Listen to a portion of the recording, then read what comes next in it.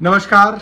आज मैं दिल्ली के तमाम लोगों को बहुत बधाई दूंगा कि भारतीय जनता पार्टी की दिल्ली की सरकार के एक तुगलकी फरमान के खिलाफ लोगों ने जो आवाज उठाई, सोशल मीडिया पे उठाई, एक्स पे उठाई, फेसबुक पे उठाई, गली मोहल्लों में उठाई, उस आवाज के कारण भारतीय जनता पार्टी की सरकार को अपने तुगलकी फरमान को वापस लेना पड़ा।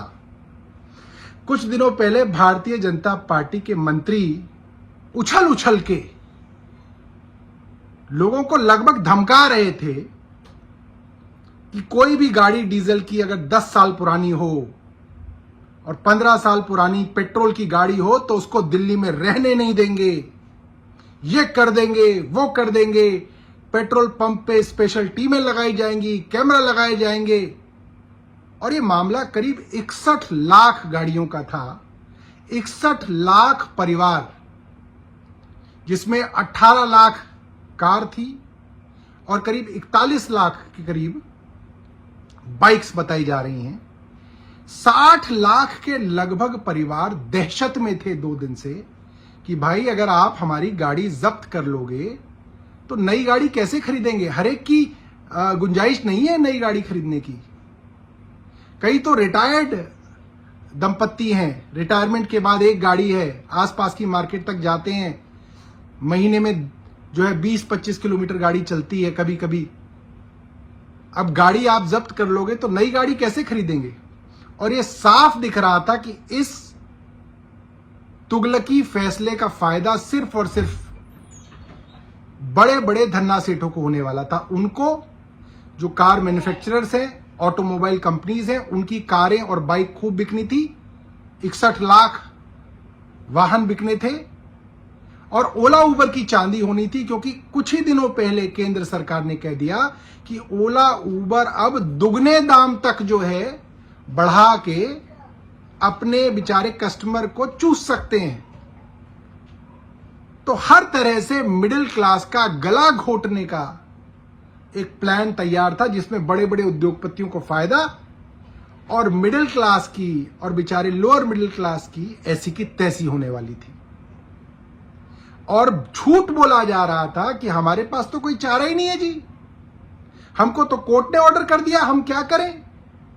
मगर जनता की आवाज की वजह से, जनता ने एक साथ आवाज उठाई, इसकी वजह से आज इस सरकार को अपना फैसला वापस लेना पड़ा है। मैं सारे लोगों को दिल्ली के बहुत बधाई दूंगा जिनके प्रेशर की वजह से इस सरकार को झुकना पड़ा है और अब इन्होंने इस फैसले को वापस ले लिया। अब मैं पूछना चाहता हूं, अब कोर्ट का फैसला नहीं है, अब क्या हुआ, अब कोई दिक्कत नहीं है। दोस्तों, मैं आप लोगों को बताना चाहता हूं, कोर्ट के फैसले को सिर्फ बहाना बनाया जाता है। सरकार को जो करना होता है वो सरकार करती है।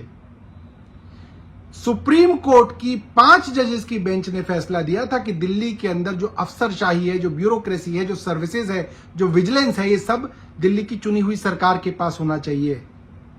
10 दिन के अंदर केंद्र सरकार ऑर्डिनेंस ले आई और सुप्रीम कोर्ट के फैसले को पलट दिया। जब फैसले पलटने होते हैं, ये ऑर्डिनेंस ला के फैसले पलट देते हैं।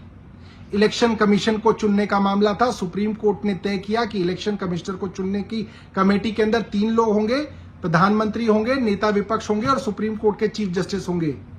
भारतीय जनता पार्टी ऑर्डिनेंस लेके आई, चीफ जस्टिस को हटा के केंद्र के एक मंत्री को ले आए, ताकि केंद्र सरकार जिसको चाहे उसको election commissioner, chief election commissioner बनाए। सुप्रीम कोर्ट के फैसले को कब आप मानते रहे हैं?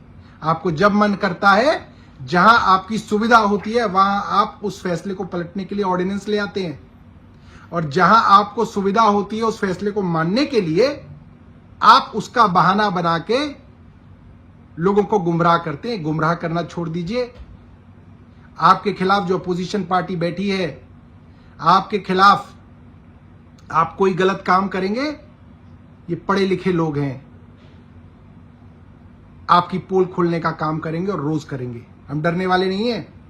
आप सोचते होंगे कि आप डरा देंगे, हम डरने वाले नहीं हैं। धन्यवाद। जय हिंद।